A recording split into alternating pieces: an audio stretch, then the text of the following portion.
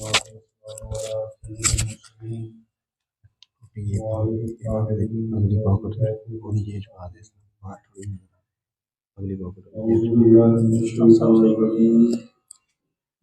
الرحمن الرحیم قال رسول اللہ صلی اللہ علیہ وسلم خیر الناس من ینفع الناس۔ آج کی گفتگو بھی پچھلی نشستوں کا تسلسل ہے۔ سرکار دو عالم صلی اللہ علیہ وسلم نے ارشاد فرمایا تم میں سے بہترین وہ ہے جو دوسروں کے لیے بہترین ہے، یعنی تم میں سے بہترین وہ ہے جو دوسروں کے لیے نفع کا باعث ہے۔ پچھلی گفتگو جس جگہ پہ اختتام پذیر ہوئی تھی اس کا لب لباب یہ تھا کہ جس طرح اللہ نے کائنات کی منفعت کے لیے کائنات کو فیض رسانی کے لیے ملائکہ کو منتخب فرمایا ہے، ملائکہ کو متعین فرمایا ہے، اسی طرح اولیاء اللہ کو بھی منتخب اور متعین فرمایا ہے۔ اور اس میں استنباط فقیر نے اس حوالہ سے کیا تھا اگر ملائکہ کی مختلف ڈیوٹیاں اور ذمہ داریاں ہونے کے باوصف ان کی مختلف ذمہ داریاں ہونے کے باوجود اللہ کی توحید میں کوئی فرق وقوع پذیر نہیں ہوتا تو اولیاء اللہ کی ذمہ داریوں کی وجہ سے بھی توحید میں کوئی خلل واقع نہیں ہوگا۔ اصل میں اللہ کے اختیار کو نہ سمجھنے کی وجہ سے یہ دقیقے اور اشکالات پیدا ہوتے ہیں۔ پہلی بات یہ سمجھ لیجئے کہ اللہ تعالیٰ کائنات کا خالق یا موجد ان معنوں میں نہیں ہے جن معنوں میں ہماری جو فزیکل دنیا ہے اس کے اندر ایک شخص جسے ہم تخلیق کار کہتے ہیں، کسی چیز کا خالق کہتے ہیں، کسی چیز کا موجد کہتے ہیں، وہ ہوتا ہے۔ اس نسبت کو سمجھا جائے تو پھر یہ بات سمجھ آ جائے گی کہ اولیاء اللہ جو فیض رسانی کا اور نفع کا باعث ہیں وہ دراصل اللہ کا ہی فیض ہے۔ یہ جو سرکار دو عالم صلی اللہ علیہ وسلم نے ارشاد فرمایا کہ انما انا قاسم واللہ یعطی، کہ وہ عطا کرنے والا ہے اور میں تقسیم کرنے والا ہوں، تو یہ اس طرح نہیں ہے کہ کسی سے کوئی چیز پکڑ لی جائے اور اس کے بعد اس کا تصرف ختم ہو جائے اور پھر وہ چیز آگے دے دی جائے اپنے تصرف سے۔ ایسا ہوتا نہیں۔ میں آپ کو ابھی عرض کرتا ہوں، ایک شخص ہے جس نے موبائل بنایا۔ اب یہ مسئلہ جو ہم زیر بحث لا رہے ہیں اس کو سمجھنا توحید کے باب میں بھی اشد ضروری ہے۔ شرک کے حوالہ سے جو اشکالات پیدا ہوتے ہیں ان کے تناظر میں بھی اس کا جانچنا بہت ضروری ہے کہ حق تعالیٰ کا جو کائنات کے ساتھ ربط ہے اور اتصال ہے وہ اس طرح کا نہیں ہے جس طرح کا معمار کا تعمیر کے ساتھ ہوتا ہے، جس طرح کا موجد کا ایجاد کے ساتھ ہوتا ہے۔ مثلا ایک شخص ہے جس نے موبائل ایجاد کیا، اب اس شخص کو یہ بھی علم نہیں ہوگا موبائل کہاں پڑا ہوا ہے، حالانکہ اس نے اپنے ہاتھوں سے بنایا۔ وہ موبائل اس کے دائرہ تصرف اور دائرہ اختیار سے نکل چکا ہے، حتیٰ کہ اس کے دائرہ علم سے بھی نکل چکا ہے۔ یہ جو ہمارے پاس ہماری جیبوں کے اندر موبائل موجود ہے، نہ جانے یہ چائنا سے آئے ہیں، کوریا سے آئے ہیں، جاپان سے آئے ہیں، کہاں کہاں سے آئے ہیں۔ جن فیکٹریز نے انہیں بنایا ہے وہ نہیں جانتی کہ اس وقت وہ موبائل کہاں پڑا ہوا ہے۔ انہیں یہ بھی معلوم نہیں ہے کہ وہ ہمارا موبائل کس پرپس کے لیے استعمال ہو رہا ہے۔ اب یہ ایجاد ہے اور وہ موجد ہے۔ اللہ کا کائنات کے ساتھ اس طرح کا تعلق نہیں۔ اگر اس طرح کا تعلق مانا جائے تو پھر وہ سارے اشکالات پیدا ہوتے ہیں کہ ولی اللہ جو مدد کرے گا وہ اپنے اختیار سے کرے گا۔ اس بات کو بھی سمجھ لیجئے، ضمناً کہ جو نبی کا معجزہ ہوتا ہے یا ولی کی کرامت ہوتی ہے وہ ان کے اپنے اختیار سے ہوتی نہیں، بلکہ یہاں ایک اور حکمت ہے جس کو سمجھ لینا اشد ضروری ہے کہ ولی ہوتا ہی اس وقت ہے جب اس کے اختیارات نفس ختم ہو جاتے ہیں۔ یہ ہمارے ہاں راہ طریقت پہ چلنے والے بعض احباب گلا کرتے ہیں کہ ہم بہت کتابیں بھی پڑھتے ہیں، چلا کشیاں بھی کرتے ہیں، اوراد و اذکار بھی کرتے ہیں، اشغال و اذکار بھی کرتے ہیں، بڑے چلا بھی کرتے ہیں، حاصل کچھ نہیں ہوتا۔ ہم نے کتابوں میں پڑھا تھا کہ اس کو پڑھنے سے یہ ہوگا، اس کو پڑھنے سے یہ ہوگا۔ اس حصول کی اور اس مقصود کے نہ پہنچنے کی دو وجوہات۔ ایک بنیادی وجہ اخلاص کا نہ ہونا ہے۔ کہتے ہیں کوئی شخص کسی بزرگ کی خانقاہ پہ موجود تھا، اندھا تھا، اور وہاں پہ بڑی دعائیں مانگ رہا تھا کہ مجھے نظر مل جائے، اور نظر نہیں مل رہی۔ ابو الحسن خرقانی علیہ رحمہ نے محمود غزنوی سے کہا اس شخص کو کہو کہ اگر 3 دن کے اندر مجھے نظر نہ ملی تو میں قتل ہو جاؤں۔ ابو الحسن خرقانی علیہ رحمہ نے محمود غزنوی سے فرمایا کہ اس شخص سے کہو کہ اگر تجھے 3 دن کے اندر نظر نہ ملی تو ہم تمہیں قتل کر دیں۔ محمود غزنوی نے جا کے اس شخص سے کہا کہ اگر تجھے 3 دن کے اندر نظر نہ ملی تو ہم تجھے قتل کر دیں۔ راوی روایت کرتا ہے کہ دوسرے دن ہی اس کی آنکھیں بحال ہو، اسے دکھنا شروع ہو گئی۔ اب وہ پہلے اتنے ہفتوں سے، اتنے مہینوں سے بیٹھا ہوا دعائیں مانگ رہا تھا اور اسے نظر نہیں مل رہی تھی، وہ 2 دنوں میں کون سی چیز واقع ہو؟ ایسا کون سا وقوع ہوا کہ جس کی بنیاد پہ اسے نظر مل گئی؟ وہ تھا اخلاص، جو کہ پہلے اسے نصیب نہیں، ارتکاز نہیں تھا۔ اب اسے معلوم ہوا کہ میرے پاس دوسرا آپشن کوئی نہیں ہے۔ امام جعفر صادق علیہ السلام سے کسی شخص نے کہا تھا کہ میں خدا سے ملنا چاہتا ہوں، خدا کا قرب حاصل کرنا چاہتا ہوں، خدا مجھے ملتا نہیں ہے، خدا کا قرب حاصل نہیں ہوتا۔ آپ نے فرمایا تجھے خدا کے قرب کی چاہت نہیں، تیری فرسٹ پرائرٹی نہیں۔ اس نے کہا جی نہیں، میں تو بڑا طالب ہوں، بڑا متردد ہوں، بڑے تکلفات اٹھاتا ہوں۔ آپ نے اپنے شاگردوں سے فرمایا کہ سامنے یہ جو ندی بہہ رہی ہے اس کے اندر اس کو غوطہ لگواؤ۔ جب اس کو غوطہ لگوایا گیا تو ظاہر ہے اس نے اپنے ہاتھ پاؤں مارے۔ امام نے فرمایا کہ اب تیرے لیے سب سے اشد ترین ضروری چیز کون سی ہے؟ اب تجھے سب سے زیادہ شدید طلب کس چیز کی؟ جس چیز کے بغیر تو بچ نہیں سکتا، تو اس نے کہا آکسیجن، ہوا، زندگی، یعنی ہوا جس کے اوپر میری زندگی کا انحصار ہے۔ آپ نے فرمایا جب اللہ کے قرب کی چاہت تجھے اس درجہ ہوگی تب وہ ملے گا۔ ہمیں وہ چاہت ہوتی نہیں ہے، ہمارے اندر وہ کیفیت جنم ہی نہیں لیتی۔ اچھا وہ جنم نہیں لیتی تو ہمیں وہ حاصل بھی نہیں ہوتی، کیونکہ ہر چیز کی ایک قیمت ہے۔ ایک اس کی وجہ یہ ہے کہ ہمارے اندر اس درجے کا اخلاص نہیں ہوتا، ہمارے اندر اس درجے کی چاہت موجود نہیں ہوتی، ہمارے اندر اس درجے کا ارتکاز موجود نہیں ہوتا۔ اور آپ اس بات کو سمجھ لیجئے کہ ارتکاز کے بغیر تو آپ کو دنیا کی منازل نہیں ملتی، چاہے جائے کہ روحانی منازل مل جائے۔ مثلا ایک بچہ دل لگا کے پڑھے نا، ارتکاز کو آپ سادہ معنی میں اس طرح سمجھ لیں کہ دل لگا کے نہ کرنا کچھ، اس کو عدم ارتکاز کہتے ہیں۔ دل لگا کے کسی چیز کو کرنا، اس کو ارتکاز کہتے ہیں۔ اب عدم ارتکاز کے ساتھ تو ایک بچہ میٹرک بھی نہیں کر سکتا۔ آپ نے رنگ سازی سیکھنی ہو تو عدم ارتکاز کے ساتھ وہ بھی نہیں آئے گی، اس کے لیے بھی آپ کو ارتکاز کی ضرورت ہے۔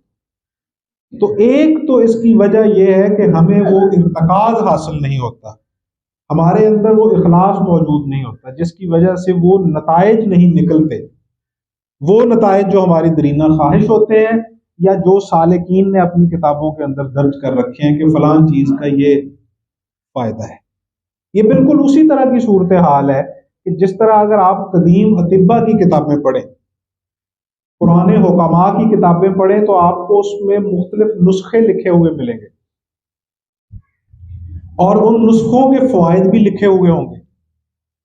اب آج کی دنیا میں جس میں جال سازی ہمارا اوڑھنا بچھونا ہو گیا، اور ہم نے اس حدیث اور حکم کو پس پشت ڈال دیا ہے کہ سرکار دو عالم صلی اللہ علیہ وسلم نے فرمایا کہ جس نے ملاوٹ کی وہ ہم میں سے نہیں۔ ابھی پچھلے دنوں ایک یوٹیوبر آیا ہمارے ملک میں، اور ہمارے لیے کتنی شرمندگی کا باعث ہے، اب وہ یو اے ای کے ایک ہاسپٹل میں بیمار ہے۔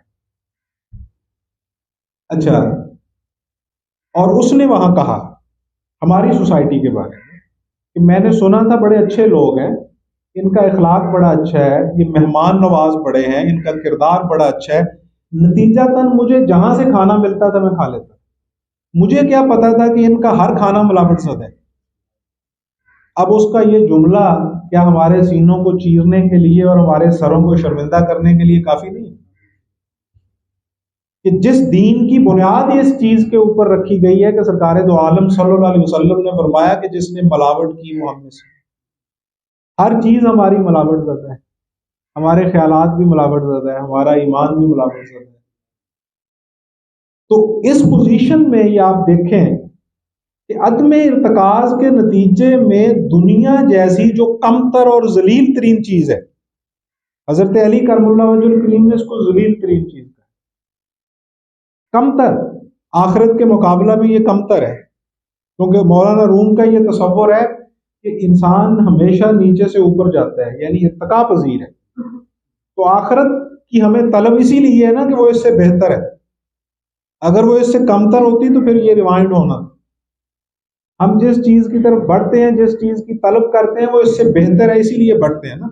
تو اگر آخرت بہتر ہے تو یہ کمتر ہے، تو ایک ذلیل ترین جو چیز ہے اس کے لیے ہم اپنی اعلیٰ ترین چیز کو چھوڑ دیتے، اور اس کی فقط یہ وجہ ہے کہ انسان سہل پسندی کا متلاشی، یہ سہل پسندی چاہتا ہے، شارٹ کٹ چاہتا ہے۔ اور یہ ہمیشہ ذہن میں رکھیے گا کہ جو سچائی ہوگی، جو صداقت ہوگی، جو اچھائی ہوگی، جو اعلیٰ منصب ہوگا یا اعلیٰ چیز ہوگی، وہ جس طرح دیر پا ہوتی ہے اس طرح ملتی بھی دیر سے۔ ہمیشہ ہم آخرت کے اوپر سودا کرتے ہوئے دنیا کو اس لیے قبول کرتے ہیں کہ دنیا کی لذات کا نتیجہ فوراً مل جاتا ہے، اور آخرت جو ہے اس کی لذات جو ہے اس کا نتیجہ اگر دیر پہ ہے تو وہ ملتا بھی دیر سے، یعنی پہلے اس کیفیت سے گزرنا پڑتا ہے پھر انسان اس مقام پہ پہنچتا ہے۔ یعنی دستگیر بننے کے لیے پہلے یہ لازمی ہے کہ آپ تکالیف اٹھائیں، مصائب اٹھائیں، اور یہ صرف ولایت میں ہی نہیں ہوتا، یہ صرف دین میں ہی نہیں ہوتا، یہ صرف درویشی میں ہی نہیں ہوتا، یہ دنیا میں بھی ہوتا۔ دنیا کے اندر بھی جو 22ویں گریڈ کا آفیسر بیٹھا ہوتا ہے نا دفتر میں، ٹانگ کے اوپر ٹانگ رکھ کے، تو ٹانگ کے اوپر ٹانگ رکھنے کے لیے کتنی ٹانگیں اس نے چلائی ہوتی ہیں وہ آپ نے اس کا اندازہ کریں، وہ بڑی محنت کرنا پڑتی ہے۔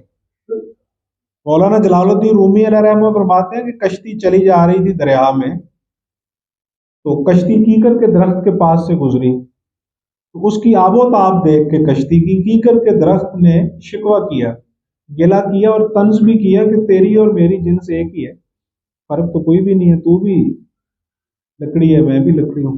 یہ جنس کی وجہ سے جو غلط فہمی کا شکار ہو، جنس ظاہری اعتبار سے تو نبی کی بھی وہی ہوتی ہے، لیکن حقیقت کے اعتبار سے زمین و آسمان کا فرق ہے۔ کجا وہ بشر جس پہ شر غالب ہے اور کجا وہ بشر جو شر پہ غالب ہے، کجا وہ مکھی جو تھوک دے تو غلاظت پیدا ہوتی ہے، کجا وہ مکھی جو تھوکے تو شہد پیدا ہوتی ہے، کجا وہ مکھی جو تھوک دے تو بیماریاں جنم لیتی ہیں، کجا وہ مکھی جو تھوک دے تو شفا پیدا ہوتی ہے، زمین و آسمان کا فرق۔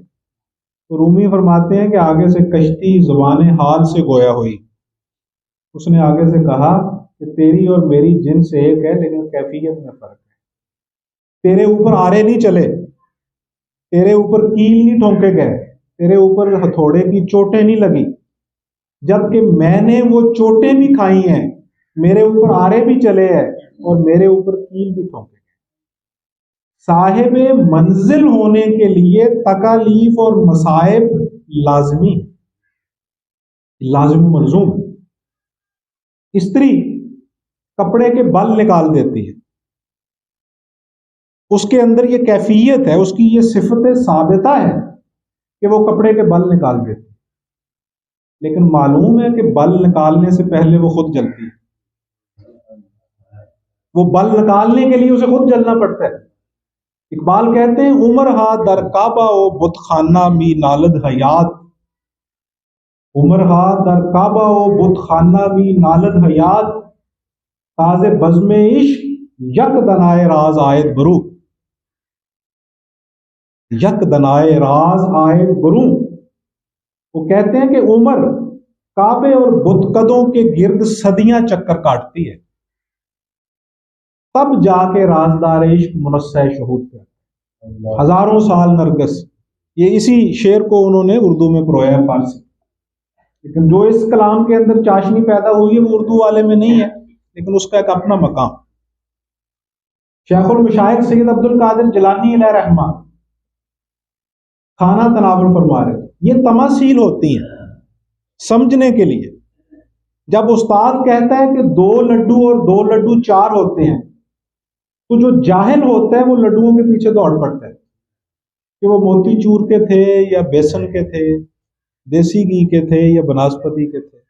لیکن جو عارف ہوگا وہ یہ سمجھے گا کہ مجھے جمع سمجھائے جا رہے ہیں، 2 اور 2، کیونکہ لطافت جز کثافت جلوہ پیدا کر نہیں سکتی۔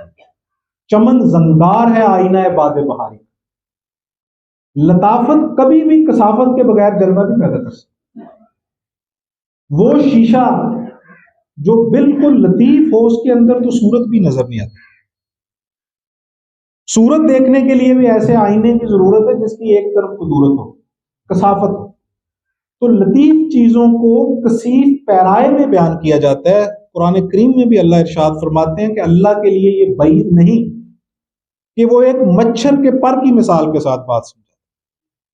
اب جنت کے نعائم کا تذکرہ کرتا ہے قرآن، اور اس میں یہ کہتا ہے کہ وہاں پہ شہد کی نہریں ہوں گی جن کو کسی نے نہیں دیکھا، اگر وہ بعینے ہی شہد جیسی ہیں تو ہم نے شہد تو دیکھا ہے۔ اس کے ساتھ یہ صراحت اور تخصیص جو پیدا کی گئی ہے کہ ان کو کسی نے نہیں دیکھا، وہ اس چیز کی غماز اور عکاس ہے کہ یہ صرف نسبت بطور تمثیل ہے، بطور حقیقت نہیں،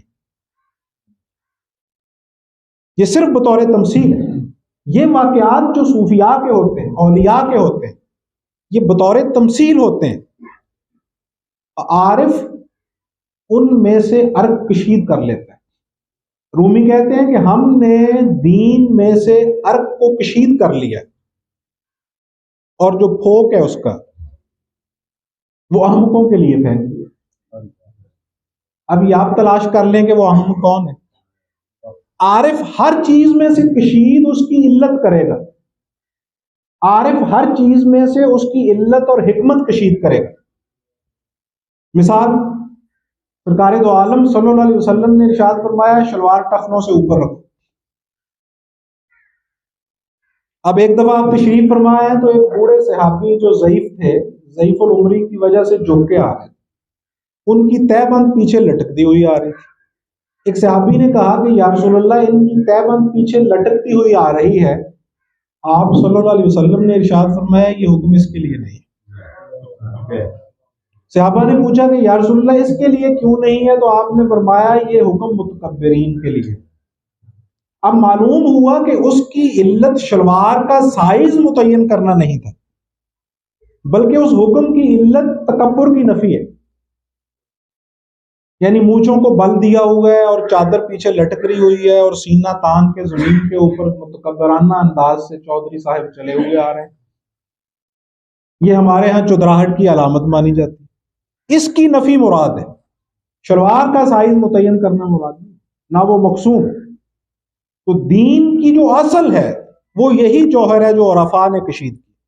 یہ میں نے ضمناً عرض کر دیا کہ جب بھی اس طرح کے واقعات بیان کیے جائیں تو ان واقعات کے ظاہر کے اوپر ان کو محمول کر کے نتائج نہیں نکالنے کی کوشش کرنی چاہیے، بلکہ ان کی حکمت اور حقیقت کی طرف توجہ مرکوز کرنی چاہیے۔ نظر التفات ہمیشہ مقصود کے اوپر ہونی چاہیے، لیکن فرض کریں کہ اگر اس کے ظاہر کے اوپر بھی ہو تو اللہ سے کچھ بھی بعید نہیں ہے۔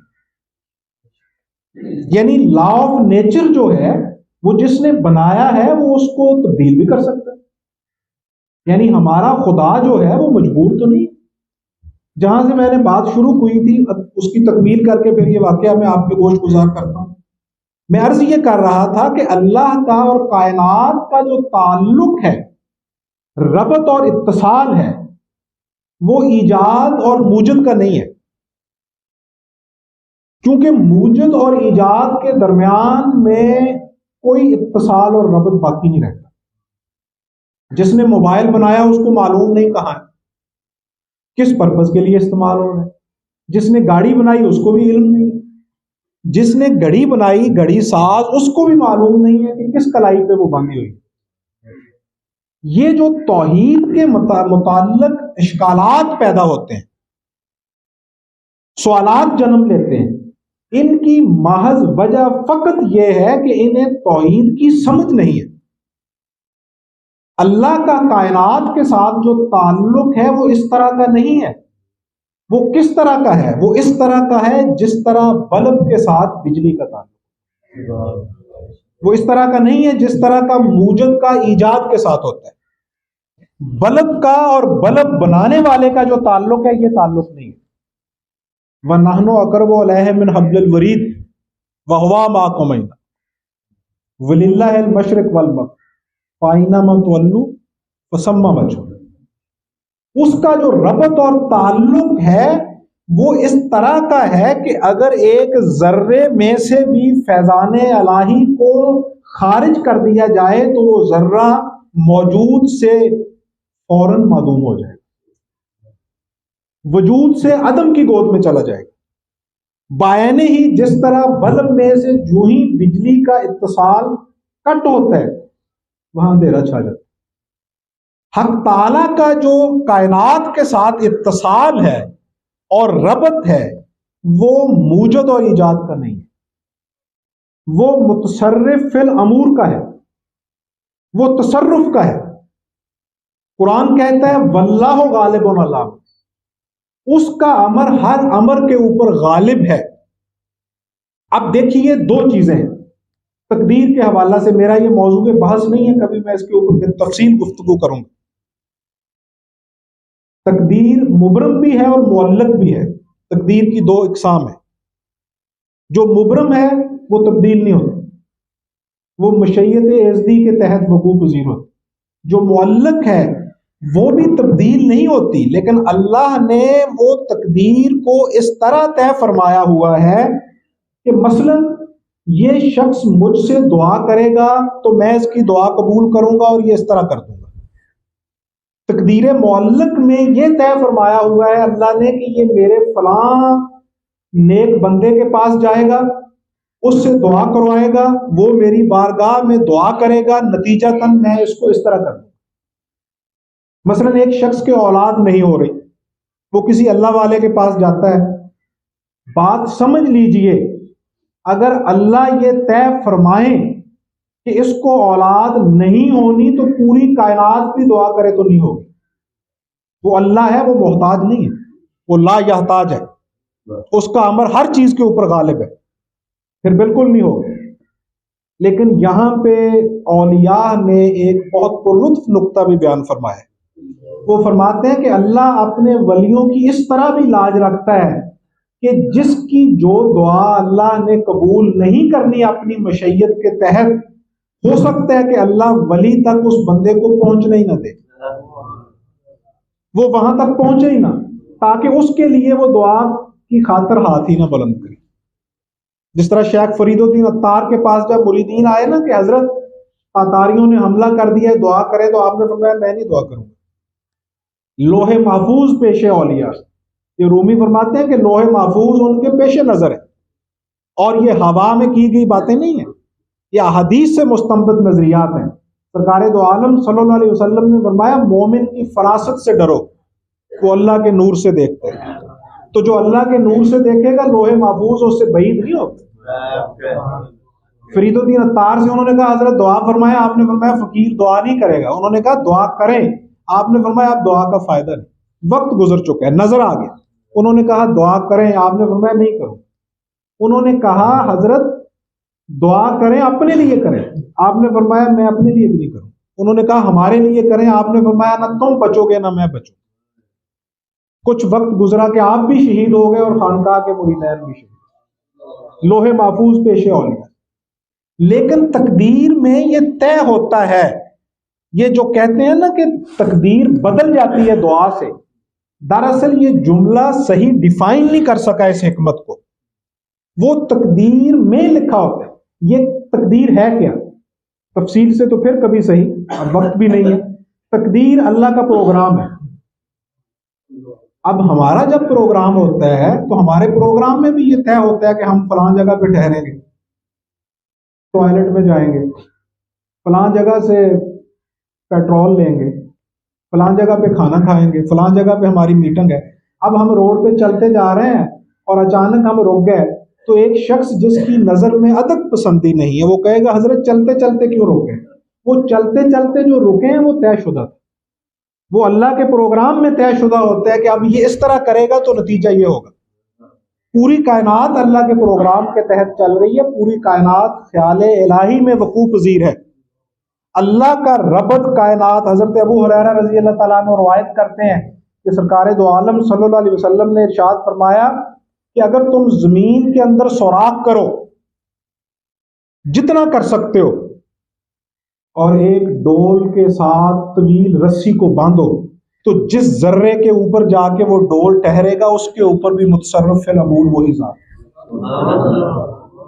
اس ذرے میں سے بھی اگر فیضان الہی کا اتصال معطل کر دیا جائے تو وہ وہیں رک جائے گا۔ بعض باتیں لطافت کی ہوتی ہیں جو کثیف انداز میں کی ہیں، ادیبانہ انداز میں کی جاتی۔ مثلا شاعر کہتا ہے کہ پھول نے بات کی، اب پھول زبان حال سے بولتا ہے، زبان کال سے گویا نہیں ہوتا، اور زبان حال کو زبان حال سے ہی سنا جا سکتا ہے۔ دل کی باتیں دل سنتا ہے، کان نہیں سنتے، ان کو وہی سن سکتے ہیں جن کے پاس وہ کان ہوتے ہیں۔ تو اقبال سے کہا تھا نا کچھ سائنس پڑھے ہوئے طلباء نے کہ یہ جو روایت ہے کہ سرکار دو عالم صلی اللہ علیہ وسلم جہاں سے گزرتے تھے پتھر بھی سجدہ کرتے تھے، درخت بھی سجدہ کرتے تھے، از روئے تعقل تو یہ ناممکنات میں سے ہے۔ تو اقبال نے کہا روایت کس نے کی ہے؟ انہوں نے کہا روایت مولا علی نے کی ہے۔ تو آپ نے فرمایا آپ کے پاس علی کی آنکھ نہیں ہے، اگر آپ کے پاس علی کی آنکھ ہو تو پوری کائنات انہیں سجدہ کرتے ہوئے نظر۔ اور یہ جو بات صوفیاء نے کی ہے کہ جب سرکار دو عالم معراج پہ تشریف لے گئے تو پانی بھی بہتا رہا، کنڈی بھی کھٹکتی رہی، بستر بھی گرم رہا، یہ دراصل وہ لطیف بات ہے جو کثیف بیانیے میں اور نیریٹو میں آپ کے سامنے رکھی گئی ہے اور ہمیں سمجھ نہیں آئی۔ کہنا وہ یہ چاہتے ہیں کہ سرکار دو عالم صلی اللہ علیہ وسلم اس کائنات کی جان ہے، اور جب وجود سے جان نکل جائے گی تو جسم معطل ہو جائے گا۔ ٹائم اور سپیس کی جو تحریک ہے اس کا مرکز اور محور لولا کا لما خلقت الافلاق کے مصداق سرکار دو عالم کی ذات، اور جب آپ کائنات سے نکل گئے تو ٹائم بھی وہیں رک گیا اور سپیس بھی ٹھہر گئی۔ ٹائم اور سپیس یہ لازم و ملزوم ہے، ٹائم اور سپیس لازم و ملزوم ہے۔ مکان بغیر زمان اور زمان بغیر مکان وقوع پذیر نہیں ہو سکتا۔ اگر آپ میٹا فزکس تشریف لے گئے لیکن یہ معطل ہو گیا، جسم سے نکل گئی جان، اور یہ ہے اللہ کا اتصال کائنات کے ساتھ۔ اس کائنات میں جو کچھ بھی وقوع پذیر ہوتا ہے وہ اللہ تعالیٰ کی حکمت اور مشیت اور اس کے تصرف کے نتیجہ میں۔ میرے پاس ایک عالم دین آئے اور مجھے کہنے لگے کہ جو تصوف کی روایت وحدت الوجود کا نیریٹو آپ بیان کرتے ہیں، صوفیہ کی روایت، اس کے نتیجے میں تو کائنات میں کوئی بھی چیز متصرف فی الامور نہیں رہتی، جبکہ ایسا تو نہیں ہے۔ میں نے کہا جی کیسا ہے؟ انہوں نے کہا کہ حقیقت یہ ہے کہ جو شر ہے وہ تو ابلیس کی طرف سے۔ میں نے کہا حقیقت یہ ہے کہ حقیقت ثابتہ کے متعلق فقیر کا یہ تصور ہے کہ اس کا انکار کوئی بھی نہیں کرتا۔ جو چیز حقیقت ثابتہ ہے اس کا منکر کوئی بھی نہیں ہوتا، چاہے کوئی ایتھیسٹ ہو، چاہے کوئی نان بلیور ہو۔ میں یہ بات علی وجہ البصیرت پورے تیقن کے ساتھ کہتا ہوں کہ پوری کائنات میں وجود خدا کا منکر کوئی بھی نہیں۔ صرف ہمارے لیے حجاب زبان بنتی ہے۔ زبان کس طرح بنتی ہے کہ ایک شخص کہتا ہے مجھے پانی نہیں چاہیے، وہ واٹر کا متلاشی ہے۔ ایک شخص کہتا ہے مجھے واٹر نہیں چاہیے، وہ ماں کا متلاشی ہے۔ ایک کہتا ہے مجھے ماں نہیں چاہیے، وہ جل کا طالب ہے۔ جل نہیں چاہیے، آپ کا طالب ہے۔ فارسی میں کہتے ہیں جائے استاد خالیس، استاد کی جگہ ہمیشہ خالی رہتی۔ ایک شخص کہے گا میں پیروں کو نہیں مانتا، نہ مانے، لیکن وہ بھی پیروں کو مانتا ہے۔ وہ پیروں کی جگہ پہ استاد کو بٹھائے گا، کسی کو تو سپیریئر مانے گا۔ استاد کی جگہ پہ مفتی صاحب کو بٹھائے، مجتہد کو بٹھا دے گا، مولوی صاحب کو بٹھا دے گا۔ میرے ایک دوست تھے، ایتھیسٹ تھے، پروفیسر تھے فزکس کے، دوران گفتگو مجھے کہنے لگے کہ میں تو کسی چیز پہ بلیو نہیں کرتا، کسی میٹا فزکس پہ۔ میں نے کہا آپ کریں گے؟ فزکس کا ایک قضیہ خاکسار نے ان کے سامنے رکھا، جب وہ لاجواب ہو گئے تو مجھے کہنے لگے حضرت اس کا جواب تو آئنسٹائن دیں تو دیں۔ تو میں نے کہا میرا تو مقصود پورا ہو گیا، آپ نے پیر مان لیا آئنسٹائن۔ ماننا تو سپیریئر ہے نا کسی کو۔ اب آپ نے قبول کر لیا کہ کوئی نہ کوئی میٹا فزکس ہے، کوئی نہ کوئی روحانیت ہے، کوئی نہ کوئی سپیریئر ہے، آپ کے اوپر ہے۔ وجود خدا کا کائنات میں کوئی منکر نہیں ہے، اس کی جگہ پہ وہ لا آف نیچر کو رکھ دے گا۔ تو لا آف نیچر کیا بلا ہے بھائی؟ ہم کہتے ہیں کن، وہ کہتے ہیں بگ بینگ، نتیجہ ایک ہی نکلے۔ جو عارف ہے اسے لفظوں کے بکھیڑوں سے کوئی لینا دینا نہیں، وہ تو نتیجہ اخذ کرے گا۔ اب دیکھیے ہم کہتے ہیں کہ کائنات میں اللہ کا تصرف ہے۔ میں اس کے اوپر بے تفصیل بات کروں گا اگر اللہ نے چاہا تو اگلے لیکچر میں، کیونکہ اسی کا حصہ ہوگا۔ پھر یہ جہاں سے ہم نے بات شروع کی، چونکہ یہ مکمل نہیں ہو پائے گا اتنی سپیس کے اندر، تو مجھے یاد بھی کروا دیجیے گا، پھر مسئلہ تقدیر بھی اس کے اندر زیر بحث آ گئے۔ اب اگر اس روایت کو قبول نہیں بھی کیا جاتا جو صوفیاء کی ہے، تو پھر بھی سوال یہ ہوگا کہ یہ جو برائی ہے یہ کس کی طرف سے ہے؟ اس حضرت سے میں نے پوچھا کہ یہ برائی کس کی طرف سے ہے، تو وہ کہنے لگے یہ شیطان کی طرف سے۔ تو میں نے کہا شیطان کا خالق کون؟ کیا کائنات کے اندر دو خالق ایگزسٹ کرتے ہیں یا ایک ہی ہے؟ اگر ایک ہی خالق ہے تو شیطان کا خالق بھی وہی ہے، ہمارا خالق بھی وہی ہے، لیکن اس نے ہمارے لیے مختلف پیمانے وضع کر کے دے دی۔ میں تفصیل سے آگے بات کروں گا، مسئلہ تقدیر پہ بات کرتے ہیں، ابھی ہمارا یہ موضوع ہے۔ تو یہ جو اشکال پیدا ہوتا ہے یہ فقط اس لیے ہوتا ہے کہ انہوں نے اللہ کا اور کائنات کا تصور یہ بنایا ہوا ہے کہ یہ موجود اور ایجاد کا تعلق ہے۔ اسی لیے یہ کہتے ہیں کہ جب ولی اللہ امداد کرے گا تو یہ شرک ہو جائے گا۔ ولی اللہ سے امداد یا استعانت طلب کرنا اس تناظر میں کہ اس کو مقصود فی ذات سمجھا جائے، اس کو متصرف فی الامور جانا جائے، تب شرک ہوگا۔ اور جب یہ تصور نہ ہو تو پھر ولی اللہ کی جو نصرت ہے وہ اللہ کی نصرت ہے۔ من اللہ اور من دون اللہ کا فرق ہے، خدا رسیدہ اور خود تراشیدہ میں فرق ہے۔ ہم خود تراشیدہ اور خدا رسیدہ میں فرق کرتے ہیں۔